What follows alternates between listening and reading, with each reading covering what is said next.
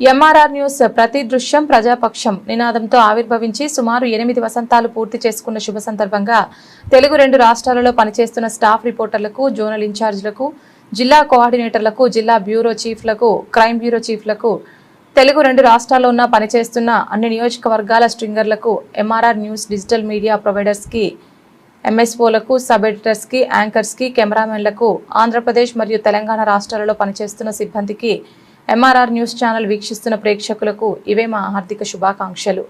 మా ఛానల్ని వీక్షించండి, లైక్ చేయండి, షేర్ చేయండి, సబ్స్క్రైబ్ చేయండి.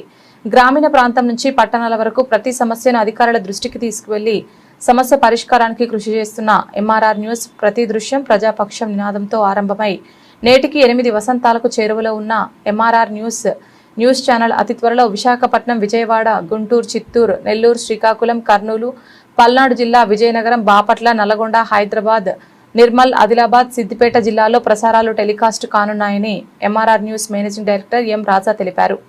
బులెటిన్ ముగించే ముందు హెడ్లైన్స్ మరొకసారి. సరైన ఇంటికి సరైన సిమెంట్ ఎంతో ముఖ్యం. విచక్షణతో ఆలోచించండి. రైట్ సిమెంట్ ని ఎంచుకోండి. KCP cement, building the nation since 1958. KCP cement, the right choice.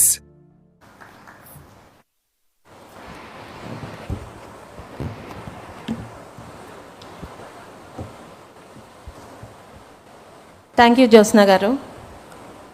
ప్రాంతాలకి, కులాలకి, మతాలకి అతీతంగా ప్రపంచవ్యాప్తంగా ఉన్న ప్రతి తెలుగువాడు సంవత్సరం మొత్తం ఎదురు చూసే ఈ మహానాడు పండగకి వేదికలు అలంకరించిన పెద్దలు, మన ప్రియతమ ముఖ్యమంత్రి నారా చంద్రబాబు నాయుడు గారికి, భవిష్యత్ తెలుగుదేశానికి దిశానిర్దేశం చేస్తూ తనని తాను మలుచుకుంటున్న యువ నాయకులు నారా లోకేష్ గారికి, సోదరులు రాష్ట్ర పార్టీ అధ్యక్షులు సౌమ్యులు అయిన పల్లా శ్రీనివాస్ గారికి, తెలుగుదేశం పార్టీ పెద్దలకు, ముఖ్యంగా శ్రీకాకుళం నుండి చిత్తూరు వరకు ప్రపంచవ్యాప్తంగా కూడా తెలుగుదేశం పార్టీని పుట్టిన నాటి నుండి కంటికి రెప్పలా కాపాడుకుంటున్న కార్యకర్త దేవుళ్ళందరికీ కూడా మహానాడు సందర్భంగా శుభాకాంక్షలు తెలియజేసుకుంటున్నాను.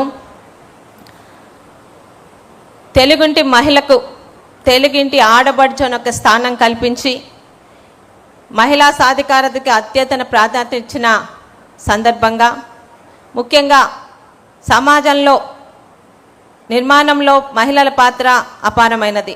ఒక మహిళ బలపడితే కుటుంబం మొత్తం బలపడుతుంది, కుటుంబం బలపడితే సమాజం అభివృద్ధి చెందుతుంది అనే నిజాన్ని ముందుగా గ్రహించిన పార్టీ మన తెలుగుదేశం పార్టీ.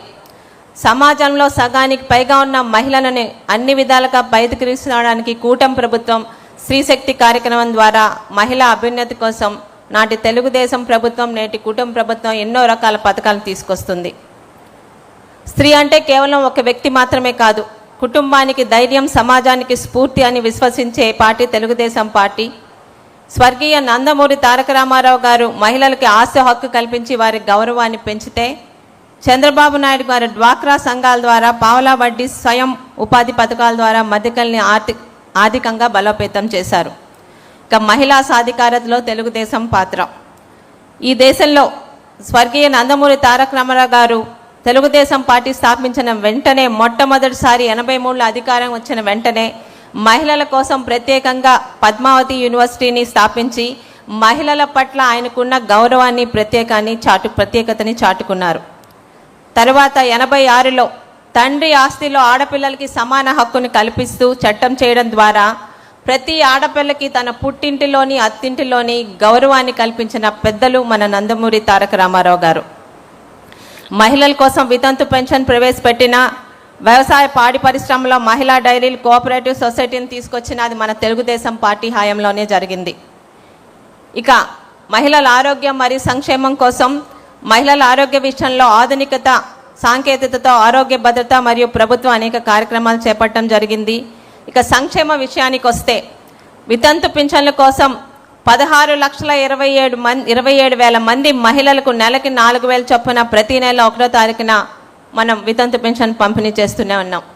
2014-19 సమయంలో వితంతువులు కాకుండా అనేక గ్రామాలకు వెళ్ళినప్పుడు పెళ్లి కాని వయసు కూడా మించిపోయిన ఒంటరి మహిళల గురించి ఆనాటి ముఖ్యమంత్రి చంద్రబాబు నాయుడు గారికి చెప్పడం జరిగితే పెళ్లి కాని ఆడపిల్లలే కాదమ్మా, పెళ్ళై భర్త చేత వదిలివేయబడ్డ ఆడపిల్లలు కూడా మన యుద్ధాన్ని ఒంటరి మహిళా పెన్షన్ తీసుకొచ్చింది కూడా 2014-19 టైంలో మన తెలుగుదేశం పార్టీయే, మన ముఖ్యమంత్రి చంద్రబాబు నాయుడు గారే.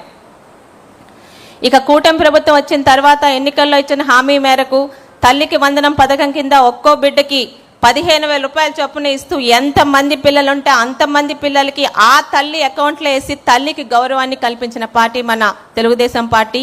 శ్రీశక్తి పథకం కింద రాష్ట్ర వ్యాప్తంగా ఆర్టీసీలో ఉచిత బస్సు ప్రయాణం కల్పించడం, శక్తి యాప్ ద్వారా మహిళలకి రక్షణ కోసం అనేక చర్యలు చేపట్టడం కూడా మన తెలుగుదేశం పార్టీ హయాంలోనే జరుగుతుంది.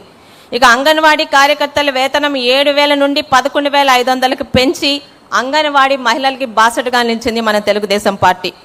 ఆశా వర్కర్లకు 3,000 నుంచి 10,000 రూపాయలు పెంచడం కూడా మన తెలుగుదేశం పార్టీ హయాంలో జరిగింది. ఇక గ్రామ పంచాయతీల్లో 55.4% మహిళల్ని ప్రజాప్రతినిధులుగా ఎన్నిక ఈరోజు సేవ చేస్తున్నారంటే అది తెలుగుదేశం పార్టీ ఘనతే.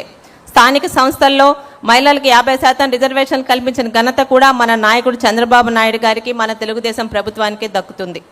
ఇక విజనరీ లీడర్ దార్శనికుడైన మన ముఖ్యమంత్రి తెలుగుదేశం పార్టీ జాతీయ అధ్యక్షుడు నారా చంద్రబాబు నాయుడు గారి నాయకత్వంలో విద్య, ఉద్యోగం, రాజకీయాల్లో కూడా 33% మహిళలకు రిజర్వేషన్ కల్పించడం జరిగింది. 1995లో మహిళా కమిషన్ ఏర్పాటు చేసిన ఘనత కూడా మన చంద్రబాబు నాయుడు గారి